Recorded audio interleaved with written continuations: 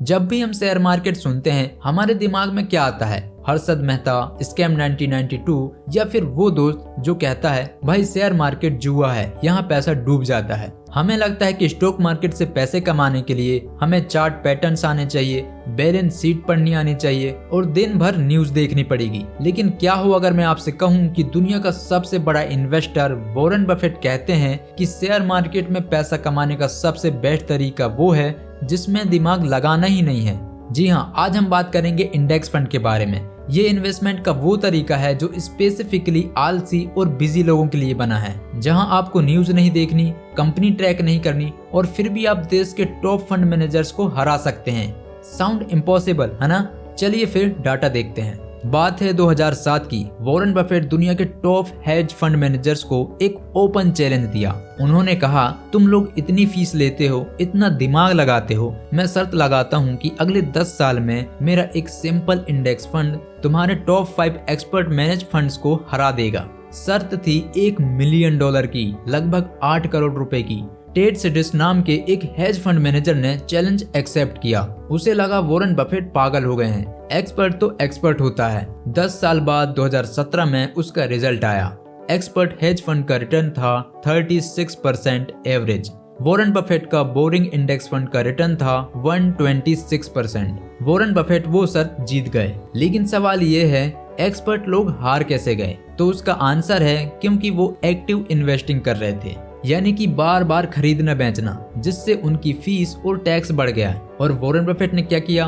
कुछ नहीं, उन्होंने बस इंडेक्स फंड खरीदा और सो गए। तो आखिर ये इंडेक्स फंड है क्या? देखिए, स्टॉक मार्केट में हजारों कंपनीज हैं, उसमें से अच्छी कंपनी ढूंढना भूसे के ढेर में सुई ढूंढने जैसा है। अगर गलत कंपनी पिक कर ली, जैसे किंगफिशर या यस बैंक, तो पैसा जीरो। इंडेक्स फंड बोलता है सुई ढूंढने की कोशिश ही मत करो, पूरा भूसे का ढेर ही खरीद लो। इंडिया में निफ्टी 50 एक इंडेक्स है। इसका मतलब है कि इंडिया की टॉप 50 सबसे बड़ी कंपनीज रिलायंस, टाटा, HDFC, इन्फोसिस जैसी बड़ी बड़ी कंपनियां इसके अंदर हैं। जब आप निफ्टी 50 इंडेक्स फंड में पैसा लगाते हैं तो आपका पैसा ऑटोमेटिकली इन टॉप 50 कंपनीज में लग जाता है। इसका सबसे बड़ा जादू है सेल्फ क्लेंजिंग मैकेनिज्म, कचरा साफ करने वाला सिस्टम।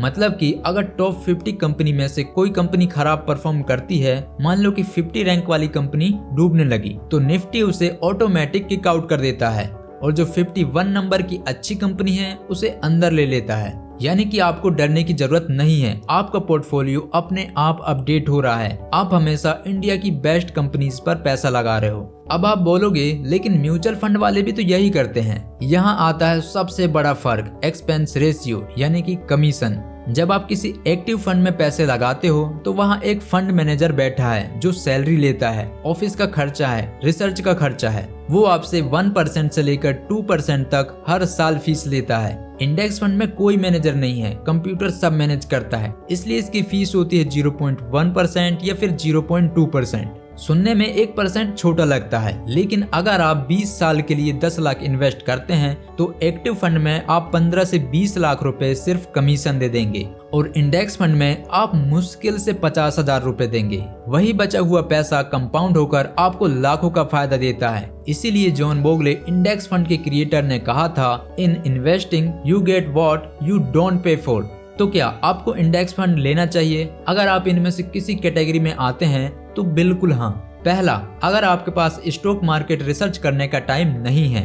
दूसरा, अगर आपको रिस्क कम चाहिए, क्योंकि इसमें रिस्क ना के बराबर होता है, क्योंकि अगर निफ्टी 0 हुआ तो मतलब देश की इकोनॉमी खत्म हो गई, फिर तो बैंक का पैसा भी सेफ नहीं है।